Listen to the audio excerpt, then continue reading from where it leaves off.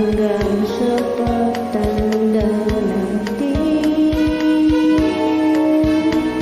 At tama naman sa'yo ako kailangan mo. Kung maaari na ang buhok ko.